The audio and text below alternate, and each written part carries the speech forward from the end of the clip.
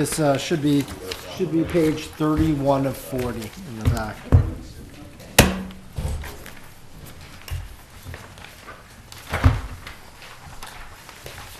Good afternoon. Thank you for having me here on this nice cold day.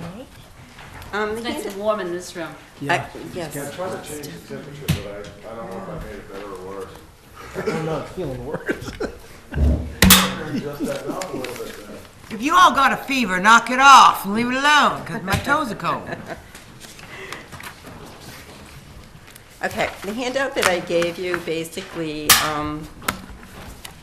includes the background behind library certification, which I know some of you have heard this a lot in the past, but I know there are new members, and it's always good to get a refresher for those who have heard it. But this basically gives you background information on what the benefits are to Wareham as far as having a certified library goes, the local aid factor, reciprocal services, which allows the library to be part of a sharing network so we can borrow materials from other member libraries across the state, across the United States and beyond at some point, and what the requirements are for Wareham. We have an hours open requirement. We have a certain amount of money that has to be spent on materials. These are all either in the Code of Mass Regulations or part of state law where there is a statute applicable. I've included what that statute is, so if you want to go back and read it. If you want to come to the library, we can help you look them up. And then our municipal appropriation requirement, which is a requirement that is based on past funding of the library. It's what drove the figure on our request. Mr. Sullivan had asked me to submit a library needs budget, which we hadn't done in several years. So that figure of $693,500 is based on what our municipal appropriation requirement would be. It would also include the $30,000 revolving fund that we get on an annual basis, because the actual requirement is like $723 something. I included just our mission and our goals, a few numbers to look at. In FY13, the library was funded at approximately $19.83 per person. This past year, we have $14.93 a person. An idea of how many programs we hold and the type of numbers that go in there. We do have 16,552 people who are active registered borrowers. That field does get purged every couple of years, so it doesn't keep people in the database who haven't been using the library. And a big figure for us that's been growing and growing every year is the amount of computer users that we get. I did include a summary of the state aid program and also our form, our application and compliance form. That basically shows you the worksheet is on page 2 of that form, and it shows you how the MAR is calculated. And it also gives you an idea of how we have to sign off on the hours that we're open and our materials expenditure. And the very last form is a copy of our worksheet that's filled in by the town accountant. This was to apply for a waiver of our not meeting the MAR for FY14. So some bedtime reading, if you get a chance, you could certainly look it over. If you have any questions about it, certainly, contact me, send me an email, call me, stop by. So that's that. But getting to the numbers for next year. Excuse me, just for a minute, I just want to clarify the importance of why we need to be certified, because we get state aid. Right.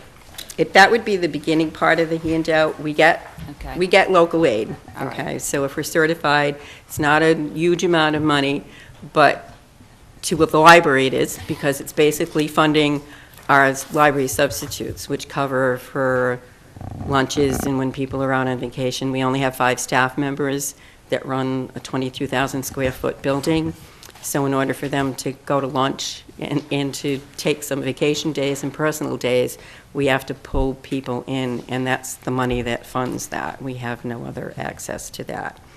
Reciprocal services is into the borrowing. So if the library wasn't certified, it's up to each individual city and town. They would have to vote as to whether they would continue to serve the residents of Wareham. You could go into any library in the Commonwealth, the doors wouldn't be barred.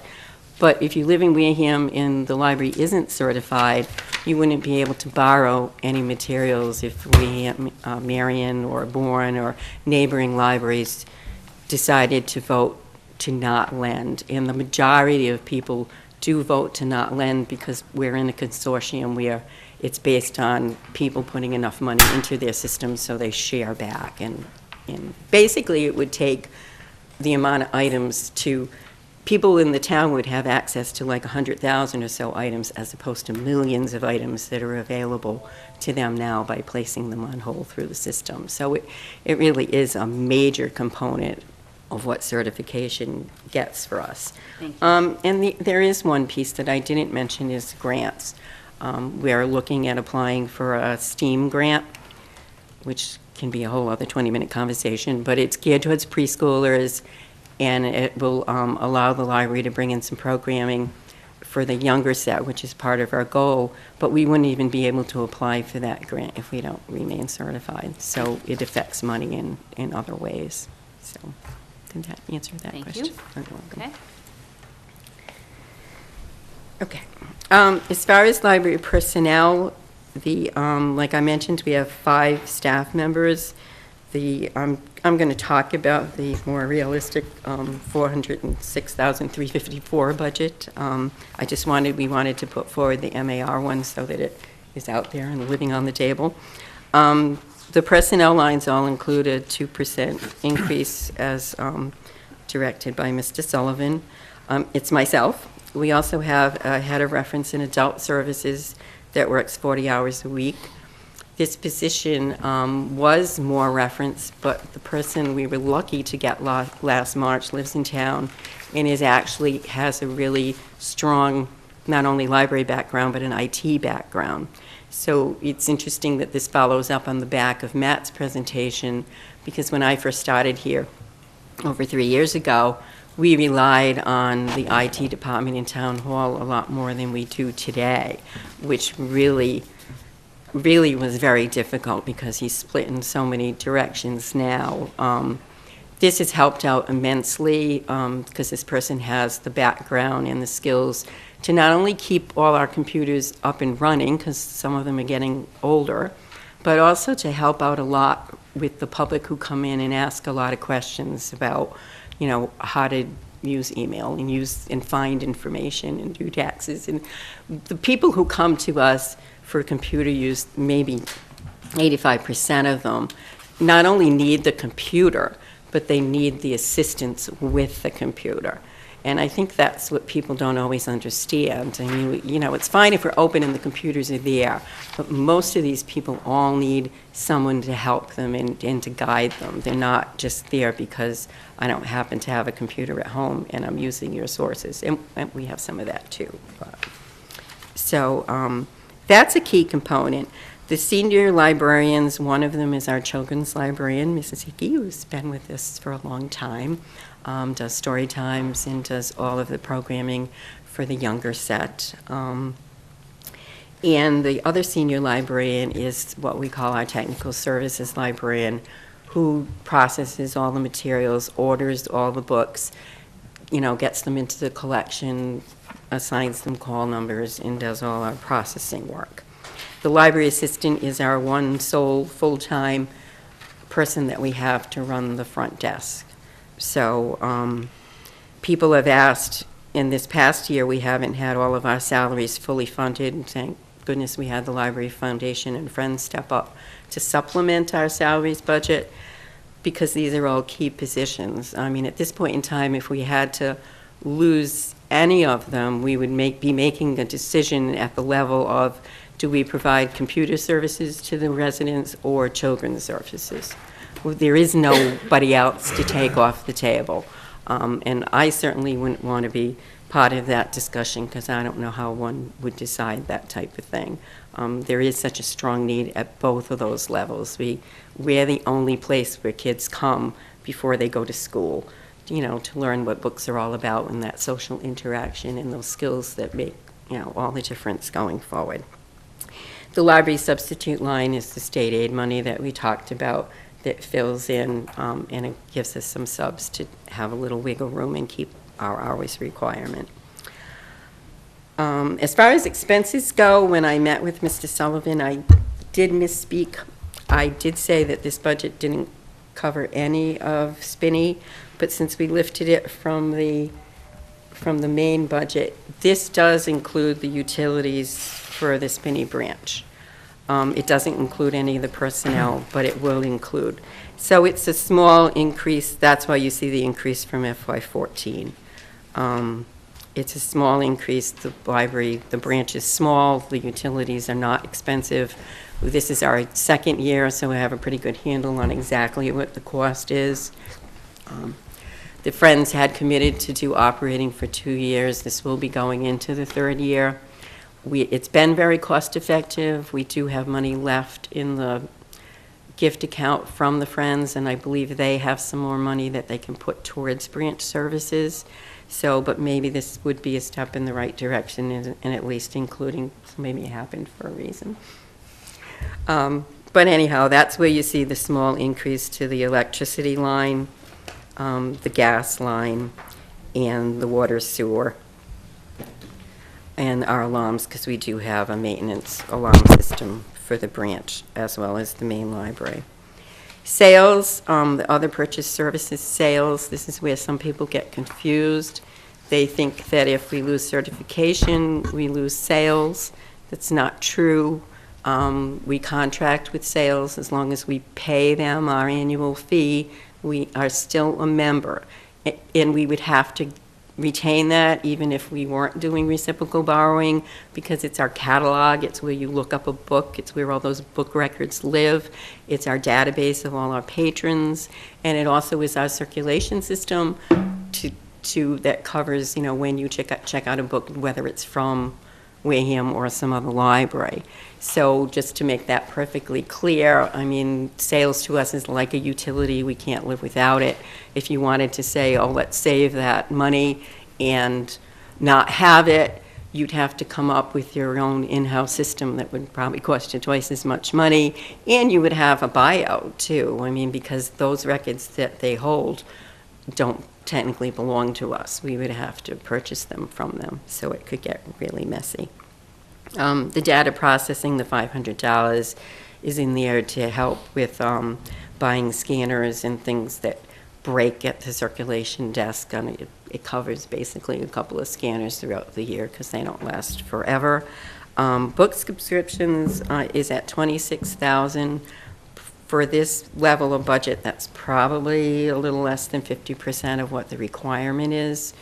The Library Foundation and Friends in our gift account and grants usually make up the difference. Rental lease equipment is for 2 copiers. One is a staff copier and one is a public copier. The lease on the staff copier is up in the spring, so we would be looking to renegotiate that at some point. Dues membership travel is for memberships and things like the American Library Association, the Public Library Association, for people to kind of keep up, and then in-state travel to any of the workshops, and we have monthly network meetings and that type of thing and we get a vote there, so we basically want to make sure we have representation so they can vote for the town interest. So, questions? Who wants to start first? Okay. How many days is the library open now? The main library is open 25 hours a week, 3 days, and the branch is open alternating days, another 25 hours. So we're open 50 hours right now between the 2 facilities. And this is the budget for those. Please turn on the mic. I'm sorry, Bob.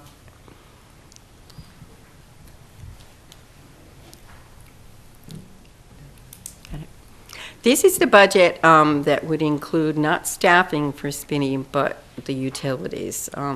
We haven't been paying utilities through the town side as of yet, so.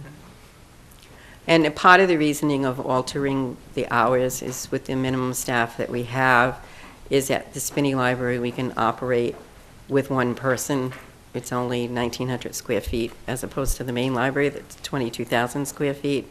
So to operate that, what we've been doing is having one staff person and someone goes and covers a lunch, or we have two people split a shift.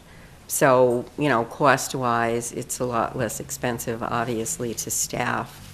It doesn't have the same amount of computers or access, no, but it's the best we could do with what we had. Okay, because you stated that the, one of the head of reference and adult services was working 40 hours? Yeah, all of the people, bless you. Thank you. All of the people listed are either 40 or 37 and a half. They're all full-time Do positions. they do that in a 3-2 split? They don't all work at the branch. Right now, the staff at the branch is one of our substitutes that's paid through the Friends. So it's not our full-time people that are there. They do go out there to cover for lunch, or they, you know, like our head of reference will go out to do computer troubleshooting and that type of thing. Our children's librarian goes out and does a story time on Wednesday mornings. We have someone that's working through the schools that does some grant programming, who do some programming also at Spinney. Head Start visits, but we have volunteers who come in for that. So not all of the services that you see that are direct to the public get paid through the town money. Okay, thank you.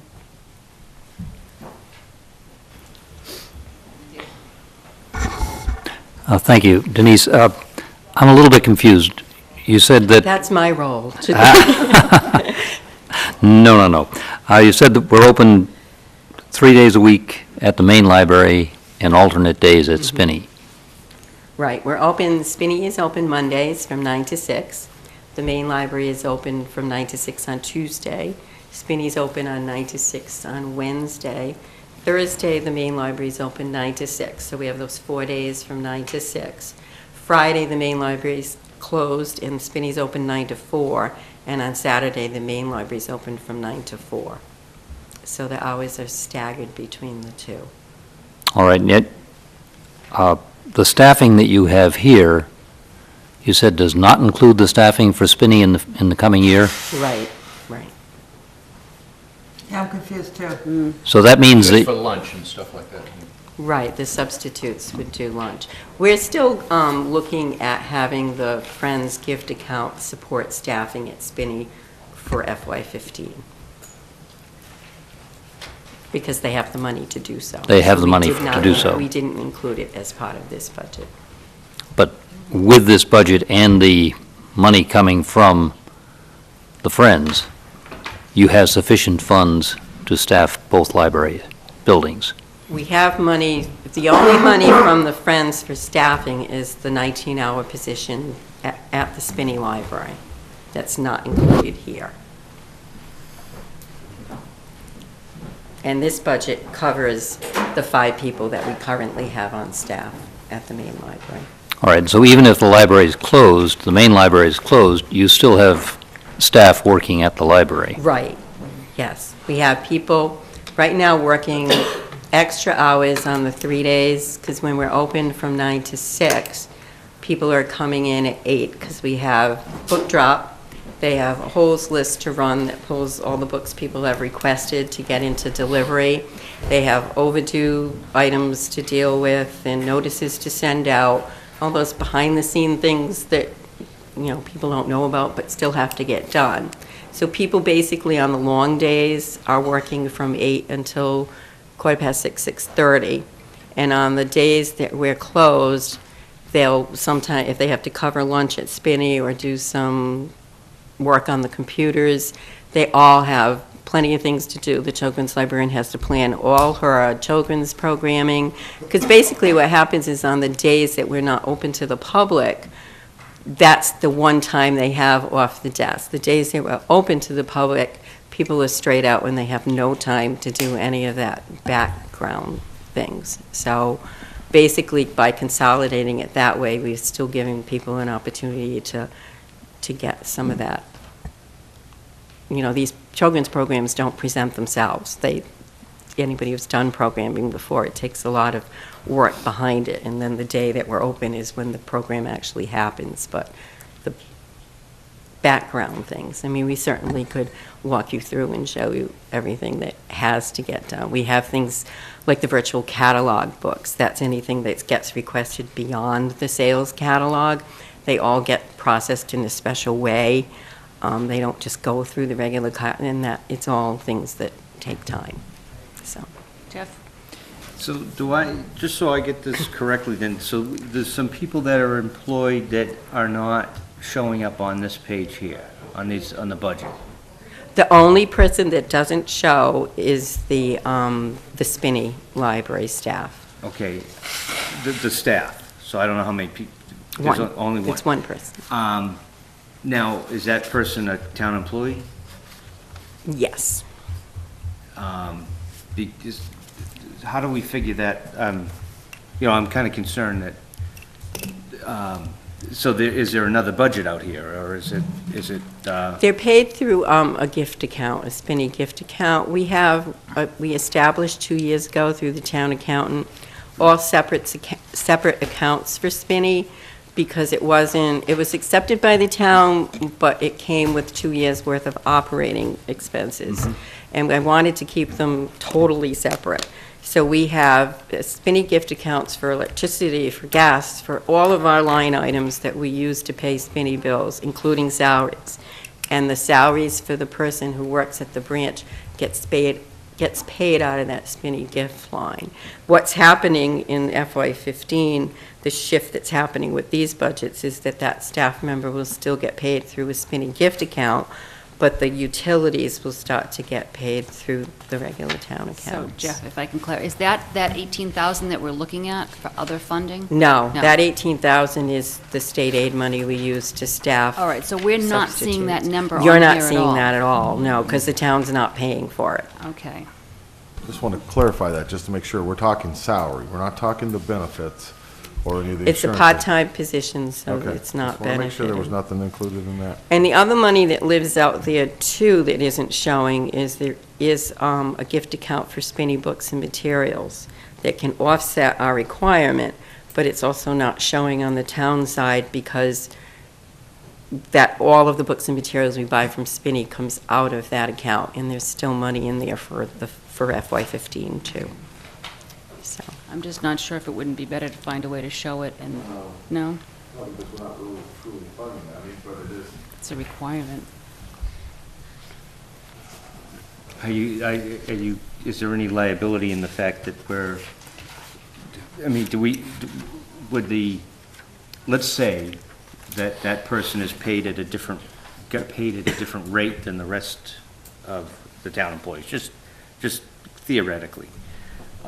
Does that cause problems with our administration? How many hours is the person? 19. And they're not paid at a different rate, they're paid at the same rate. So are they part of the lower steelworker, or are they? No, they're not unionized at Yeah. all. So Well, we'd subs be- aren't either. We'd be fine then. Yeah. Bonnie?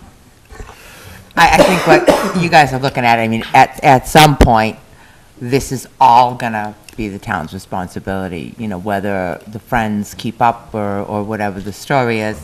And I think that, you know, you have to file this report with the state, so certainly any citizen of this town can go and look at these numbers themselves and know what the real cost of this entire operation is. They know that. But to really keep a historical tracking in the next few years until we own it all, I mean, we're gonna have that responsibility one way or the other. I was not an advocate of taking Spinney. I'm not ashamed to say that. I looked at it as a financial situation, and I still say to myself, I don't know what the long-term benefit is of having this extra branch. I feel almost like you got that, but you lost a little bit over here to make up for having to support Spinney, and I'll just leave it at that. Well, I think the savings grace for us has been, we could never, the state requirement is 50 hours. And in the position we're in now, we could never do 50 hours at the main library. So in a way, ironically, the branch became the saving grace for our certification because it allows us to maintain 50 hours of library service because we can count the branch hours as long as they're not overlapping with the main library. I mean, is it the best case scenario? I don't know. It's what was handed to us, and we're doing the best we can with what we got. But dollar for dollar, if you're just looking at the money without looking at the service, it is a decent way of saving money on library services and providing, you're still getting certified because you have those 50 hours, but in the dollar per hour value is a lot easier to do at a branch than it is at the main library. I understand that, but, you know, eventually, you're going to have to do both. Right. And I'm just, you know, wondering, I mean, I adore the fact that, you know, the Friends are so dedicated to what they do, and they haven't given up. But, you know, how long can we rely on that? And I look at some of the other issues of, you know, what's the importance of, you know, having 28 computers in the town.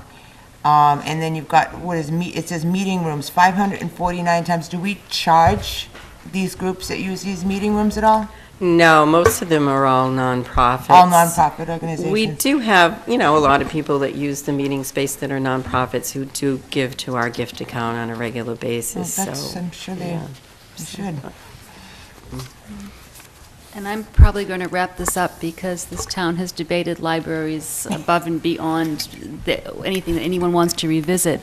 And maybe because I was the most passionate supporter of the library, it comes very difficult for me to say this, but maybe it's more palatable if it comes from me.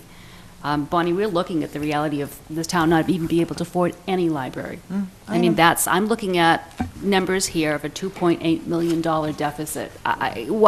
Sometimes I feel like I'm the only, I'm sorry, frustration's getting up here, but we could cut the entire library program, and that is a drop in the bucket for the money that we're looking at. So no disrespect intended. I think the Board of Selectmen, who are not here, again, to listen to me say this, because I think the library is a huge need in this community. We don't have libraries in our schools. The people that are using those computers need those computers. There's no other way for them to access them. But that's up to the town meeting and the administration to find a way to verbalize that we need that, because I don't know where the funding's coming from, and it will break my heart to not be able to fully fund this library.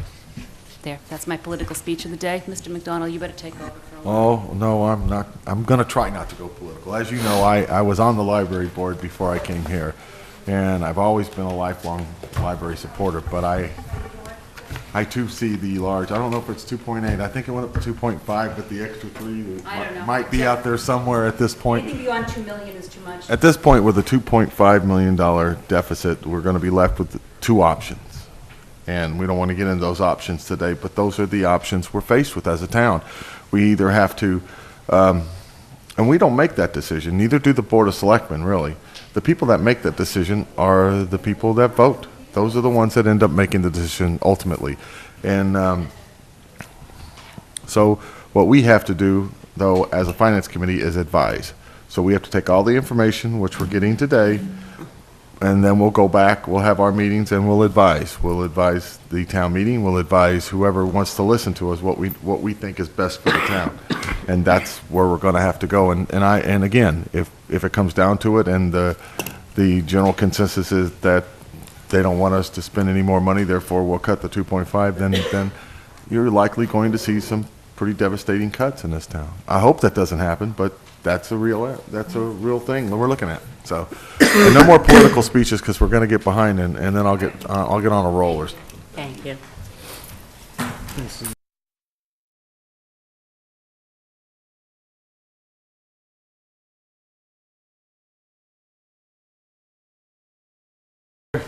Mr. Foster, the Finance Director, representing the Office of the Combined Treasurer Collector. You going to do accounting too? Which I don't think she's still here. Yeah, she's still not in, so.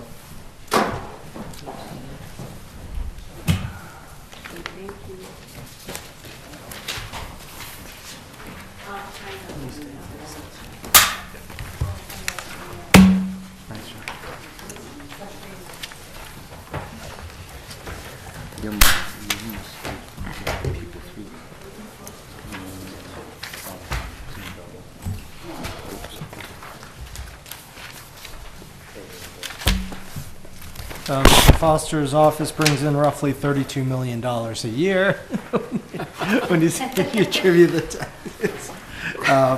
And he and his staff do have the pleasure of, when people come to pay their taxes, they hear some pretty nice words, so.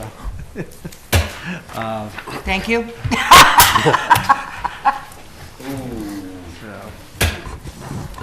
If you'd like to go over the budget and just start, and we have some new members as well, so just some background on the office would be great, too. Okay, sure. The office has recently gone through some changes, mainly being my position. My position is now Finance Director, Treasurer, Collector. And if we go through these line items, you'll notice a variance in salary for that position. I used to be a grade 12, level 5, which would have been a level 6 this year. Currently, I'm a level 4, or a step 4, grade 14. We have an assistant treasurer collector who's certified both as a treasurer and a collector, grade 7, step 6. And then we have 3 full-time clerks, and they're all grade 3. 2 are step 7s, they're 15-year employees, and 1 step 6, a 10-year employee. And we recently hired a part-time, non-benefit person for 15 hours a week to replace a full-time 37.5-hour week employee. The expenses, I have an itemized list going down. The first line item, repairs, maintenance, and office equipment, is a copier lease. That's all it is. It's $1,050 a year to maintain that copier. Payroll processing is by contract. That's with Harper's Payroll. It's the second year of a 3-year contract. Is that for the entire town? Town and school, yes. Okay, thank you. Land court fees, currently we have budgeted 20 new petitions. The petitions are $590 per petition to enter those into land court. It's approximately 24 cases in land court right now. We have over 200 tax title accounts in the hands of the attorneys currently.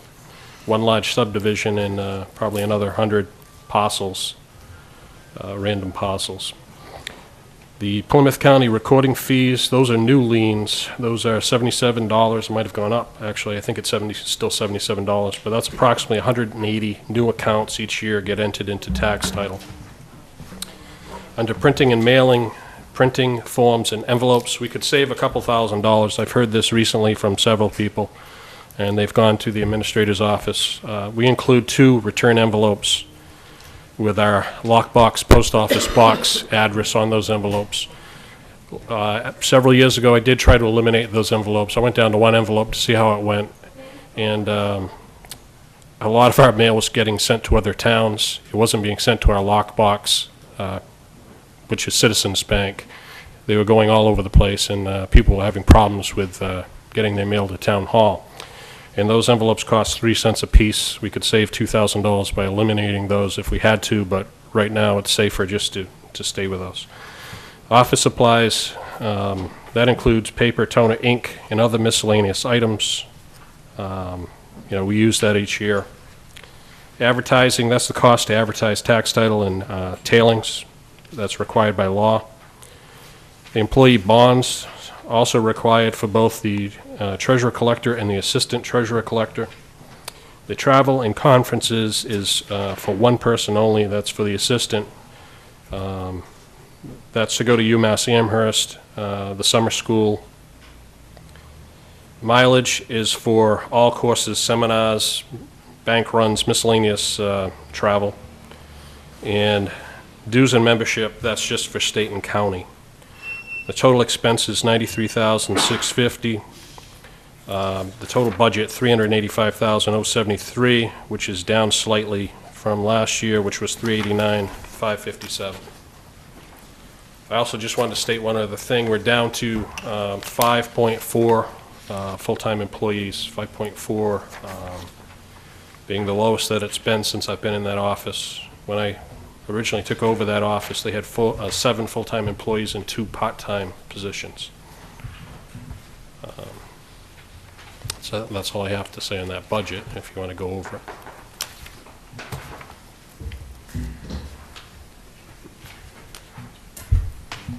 This is probably a peanut. How frequently do you pay? How Pay- frequently do you pay? Weekly, bi-weekly? For the employees? Yes.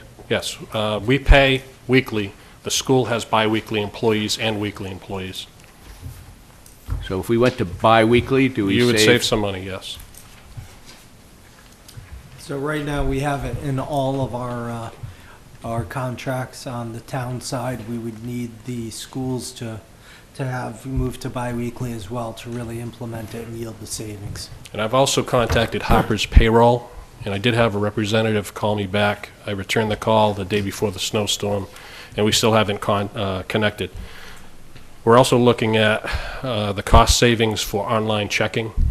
You could there would be no paper checks. We're trying to get away from paperless billing on the town side for real estate bills, and motor vehicle excise, and personal property and all that. But you're charging $250, right, to do that? $250 for it. Isn't there a charge if somebody There's does no that? charge. No charge, okay. No, the town saved the postage and the stamps, but you can go online right now. Taxpayers can go online now and opt into paperless billing, and you'll receive, we didn't have this in the past, this is brand new. Okay. You can go online, opt into paperless billing, instead of receiving a hard copy in an envelope and the 2 additional return envelopes, you would just get a notification in your email box to go to our website, and then you could print the bill if you want, or just look at it, view it. It's the exact same bill. It's a PDF file from our billing company. So you can opt into that. That would save the town some money. Can you opt in to pay it at the same time? You can opt in to pay it. You can have automatic payment. You can schedule it for the day the bill's due, have it taken right off your checking and savings account, 40-cent fee for that, less than the cost of a stamp. You can also use your credit cards. That's a 2.95% fee to the taxpayer. So if you want to use a credit card, you pay a fee. If you want to use your checking or savings, you pay 40 cents. We've had that for quite a while. The new thing is the actual copy of the bill is online. So you can see the actual physical copy of your bill, and you don't need to receive a paper bill, hard copy bill from us.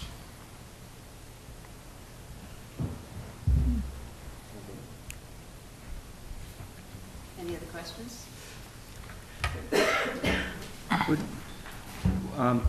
What do you have for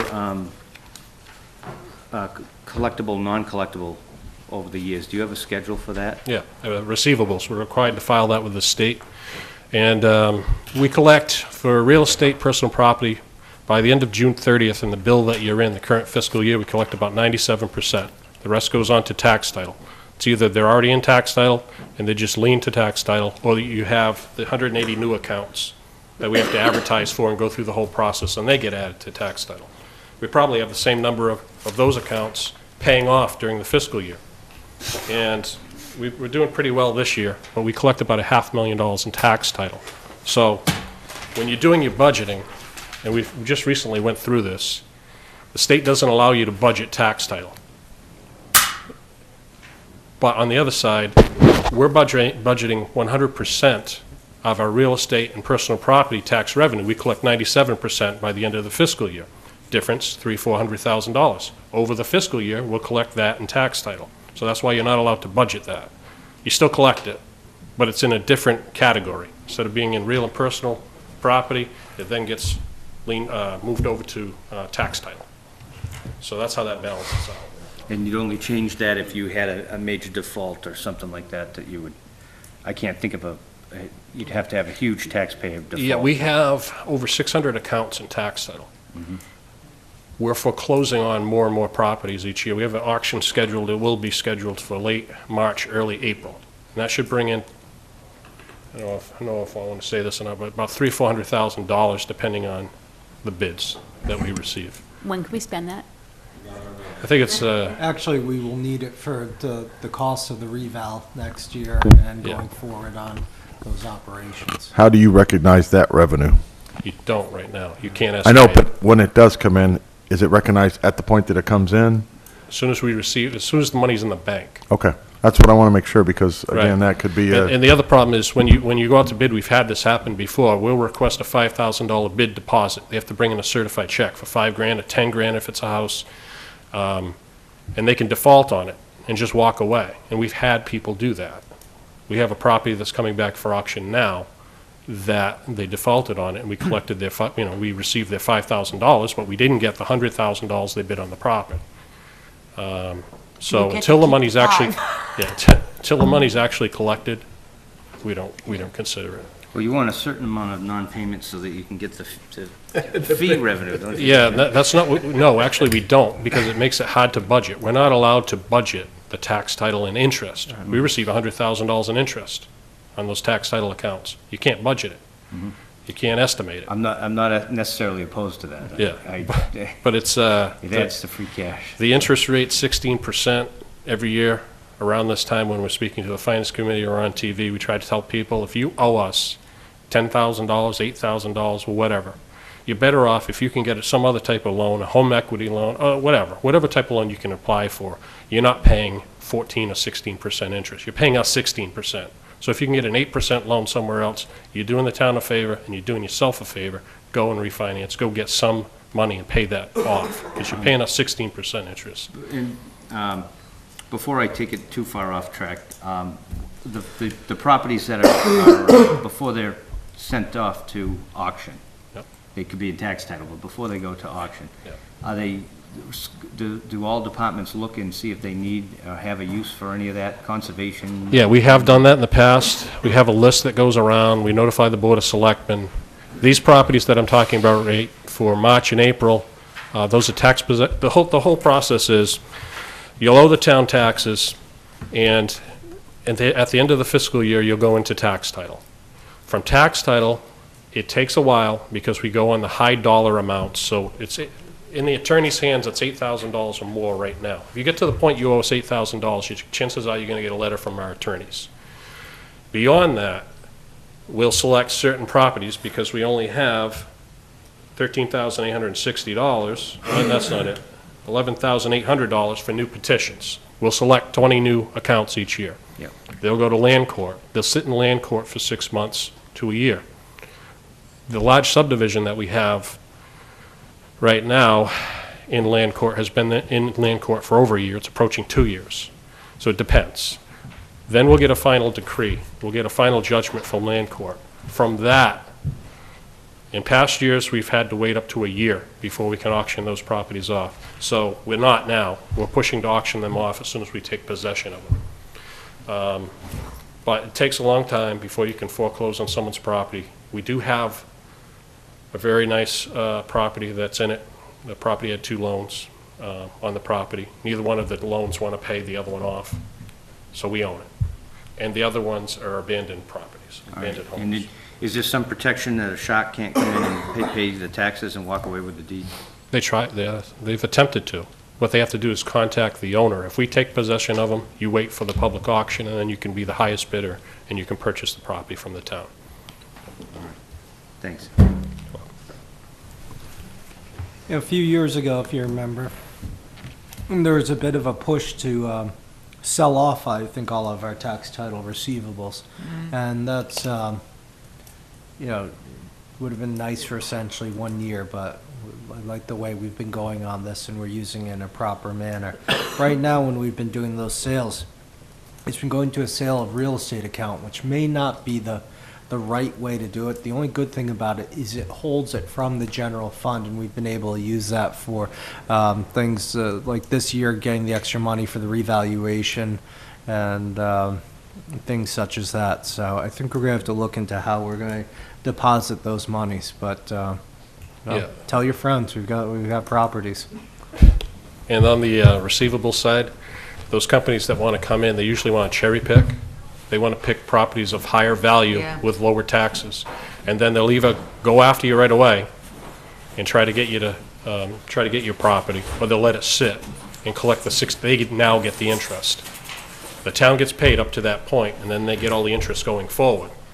So they're going to do one of 2 things. They're going to let it sit and let it build money for them, or they're going to force you out of your property. Right now, the town's handling it. Yeah, we met with those people a couple of years ago, and they seemed really great. The idea, the principle sounded really good to me. Yeah, it's one-time money. Yeah, but You st- you don't- they did contact me personally soon after that. I never said anything about it, but it was kind of, because I knew of several properties in town, and I got contacted personally, like wanting the grand tour, and I really felt a little uncomfortable with that, so I kind of passed on it. Well, the funny thing is, they sell it as, we'll pay you off, we'll pay the $3 million or $2 million, give you a check that date, and we'll pay all of those off. We still maintain the lien.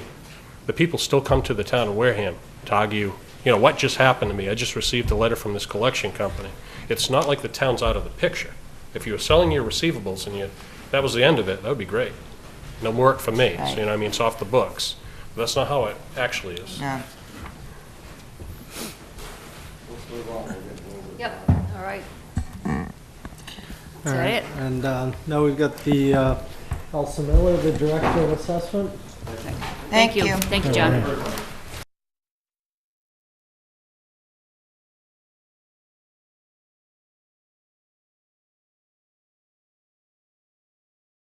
And before Ms. Miller starts, you remember, I've talked about the reval account. You'll notice we have not put anything in there for the FY15 budget. Yeah, so we're going to have to fund that, but we're going to have to pull, when we sell those properties, that's where we're going to have to use a good portion of those monies. So, Would it be appropriate to talk about the growth before we talk about the actual expenses in the department? yeah, I think it'd be interesting Is to that, hear is from that you. okay with you if you wanted to do that? Sure. 'Cause Do you we- have certain questions that you Well, wanted to I ask do about the because, growth? I do because I look at the growth for 14, and then I, see the projected at 433, and then I see the requested at 350, and, has it gone up that much from over 2013, and can we pinpoint a little bit to where that growth is coming from? Yeah, so if you Where am I? FY13, Oh, here we our are. I'm actual was sorry. 248,635. This year we had the increase. Okay, with those Barilla were and mine. stuff. Okay. I'm just asking because, there's an increase in growth, and, Growth is really unpredictable. right, that's my question. And I think one of the reasons, let's start with the one that sticks out the most, is FY14, where we had that increase.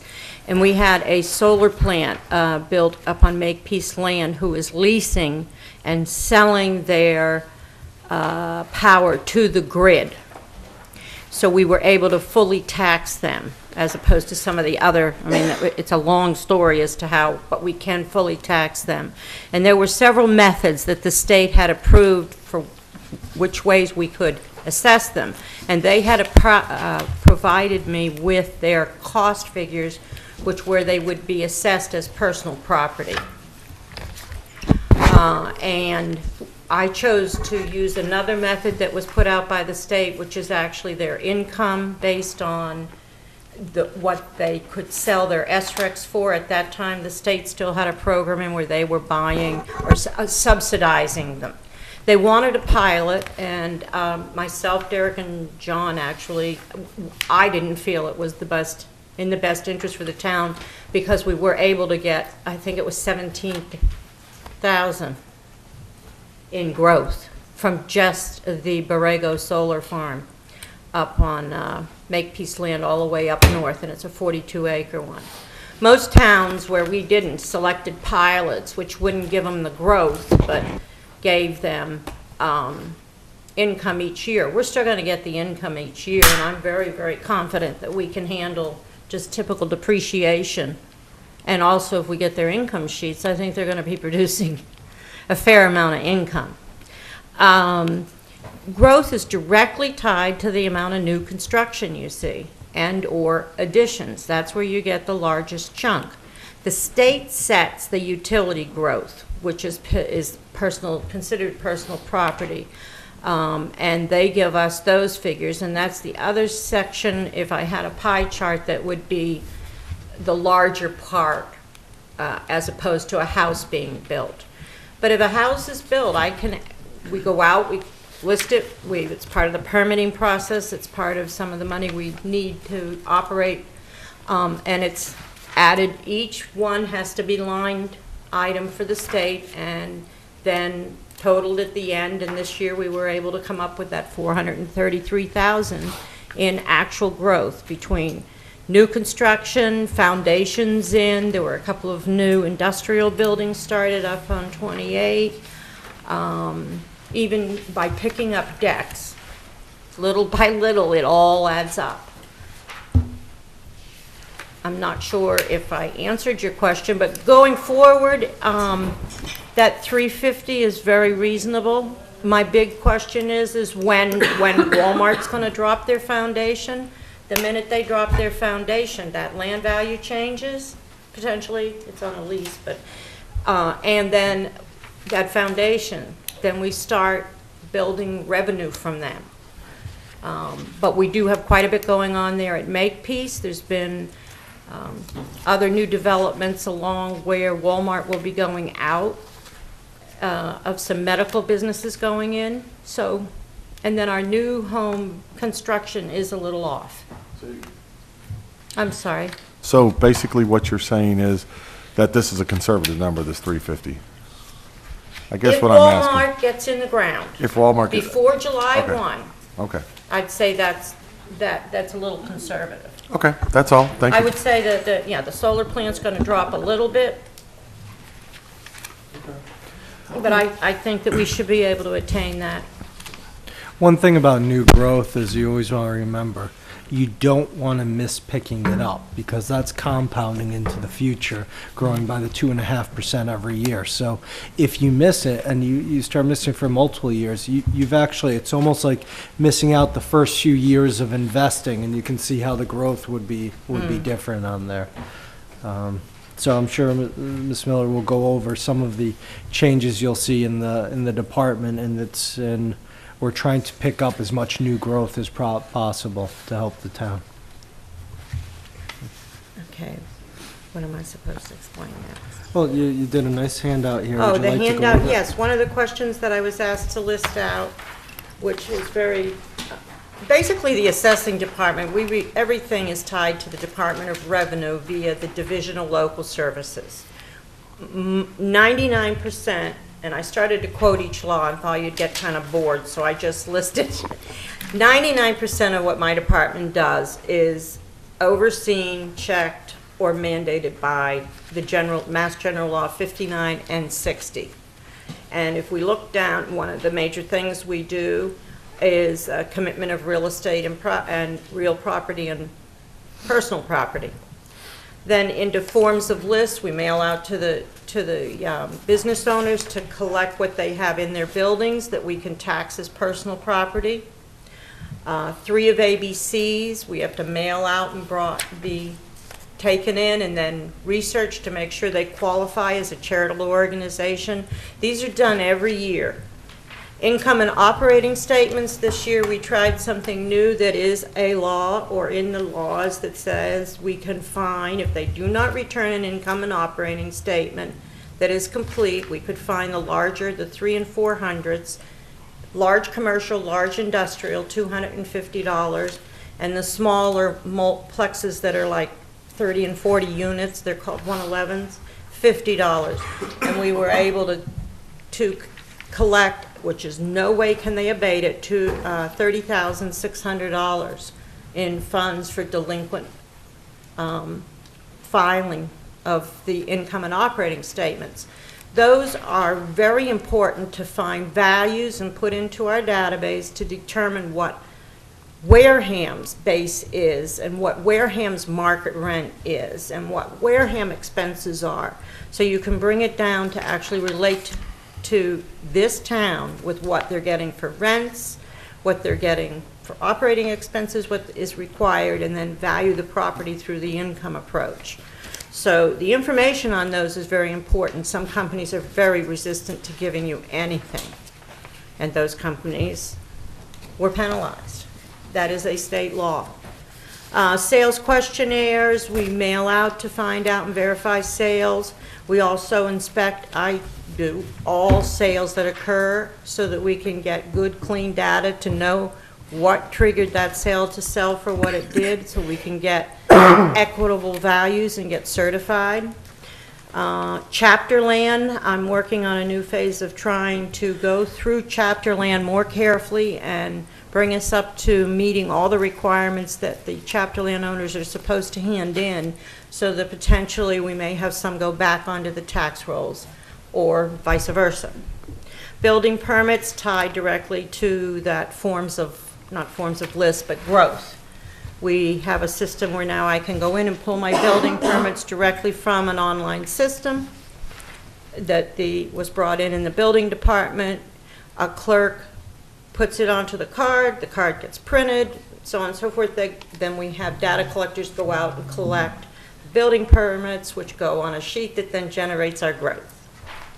The LA 13 is a very extensive form. It's part of finalizing our year, but we have to support every single bit of growth. I think that is a recall for some of you who've been around for a while with growth.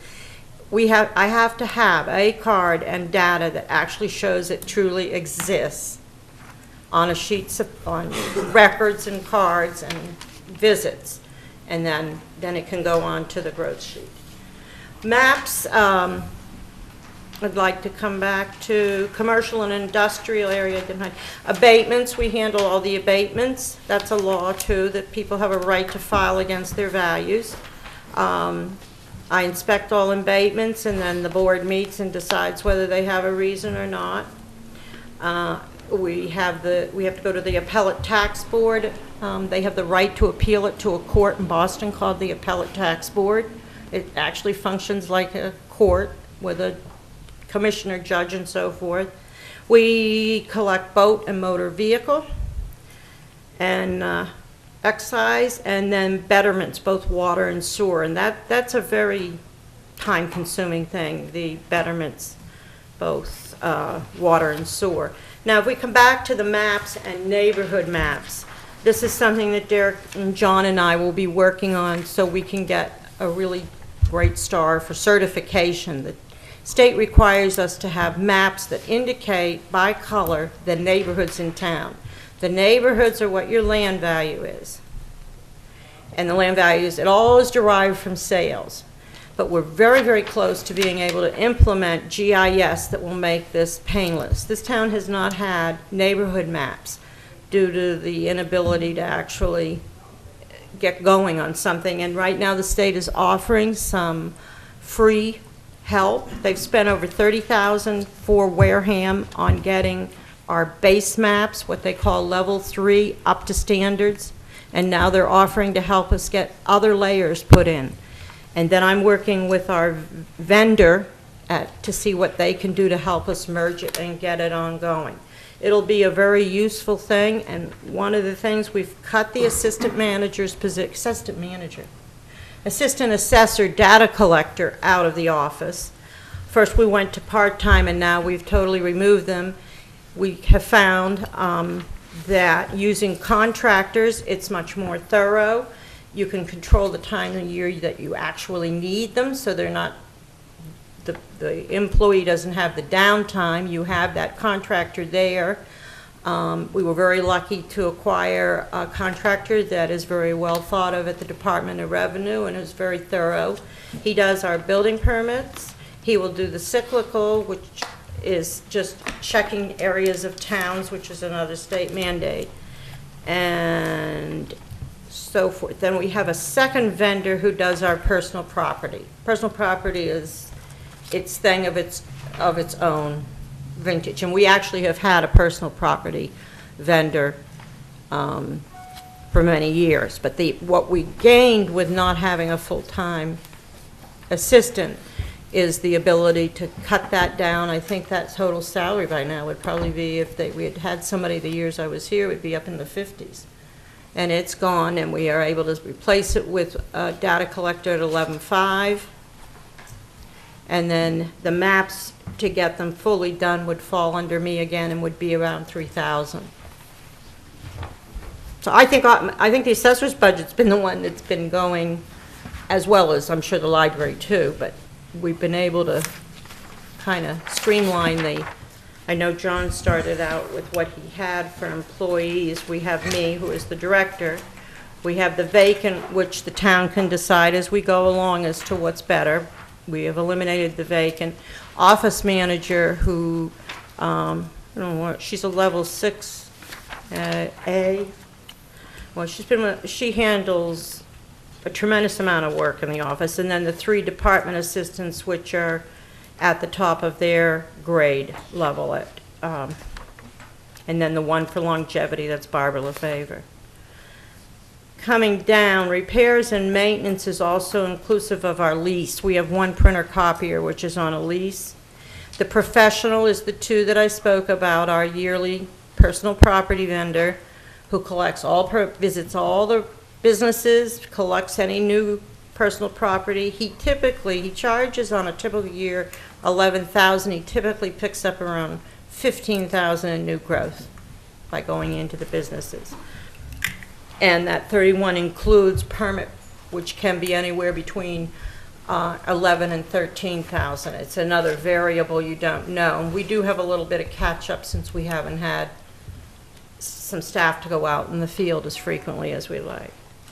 Mileage would be, for me, I have to review, I have to go out on abatements, and then the dues and memberships and travels and conferences are on each individual to keep standards, to keep whatever standard they need.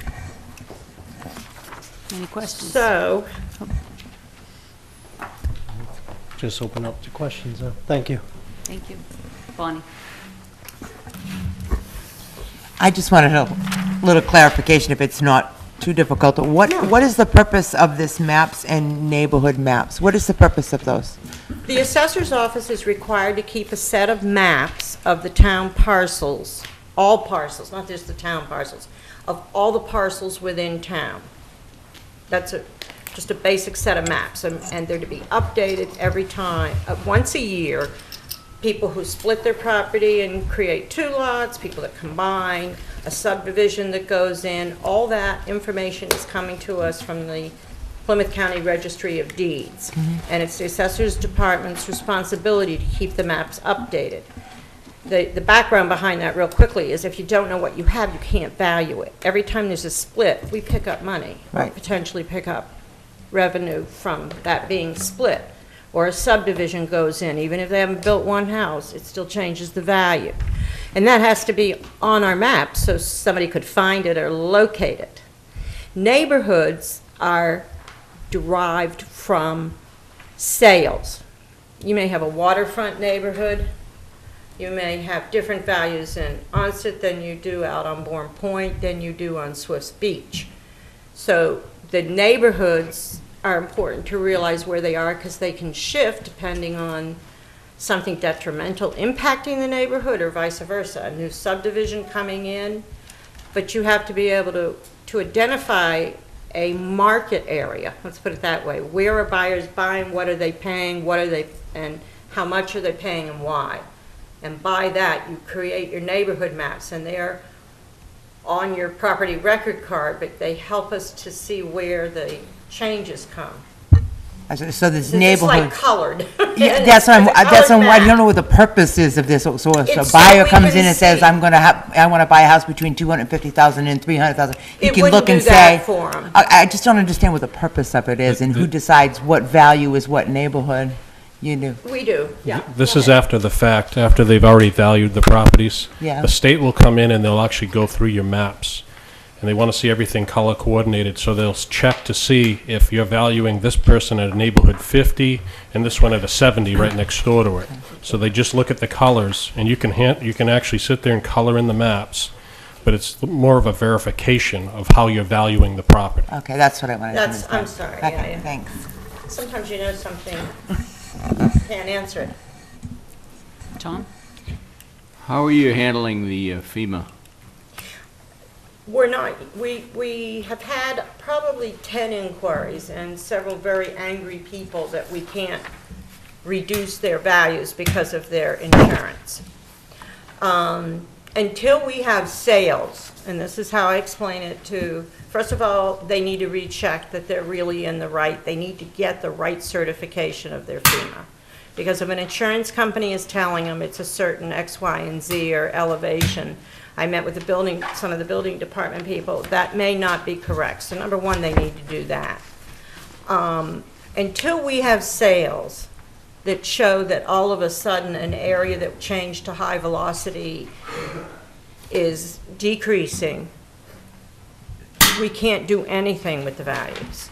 You have to be able to support why you think that flood increase on your insurance is going to impact your sale price.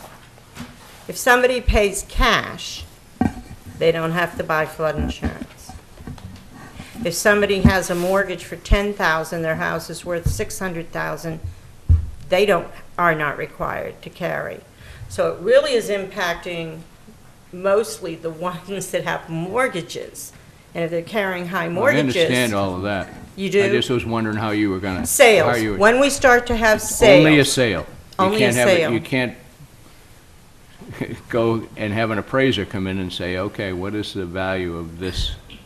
They would have to property? have sales to compare, and say, this isn't on, this one doesn't have flood insurance, this one does. It has the same amenities and attributes, but it's up here on this hill overlooking the water, and it has no flood insurance. This one does, and it has $45,000 worth of flood insurance. Then you've got, and it's sold for $10,000 less. Then the state would accept an adjustment. Did I explain it? No, I understand what you're saying. When I This worked doesn't in make a lot Holland, we of had the sense. sewer treatment plant. We never, people that lived by it, they either bought on it, or they didn't buy on it. There was no way I could ever pull a number out. Same thing as the dump or whatever else you have here that's a negative impact. I don't think that's all shaken out yet. And it'll take probably 3 to 5 years to know. Did you have something you were thinking about? Yeah, I do. Your insurance is going up? Huh? No, okay. No. But I can't as an assessor make that decision. It's based on sales. That's Prop 2.5 and equitable assessments. Because if both of you are on the water, she doesn't have a mortgage, she's not going to have to pay flood insurance. You're on the water, you have to carry a mortgage, you have to carry flood insurance. Property values. the property value is not the same post-flood, within the zone and out of the zone. We would need to prove that. We'd have to prove it, yeah. But you, Do an appraisal.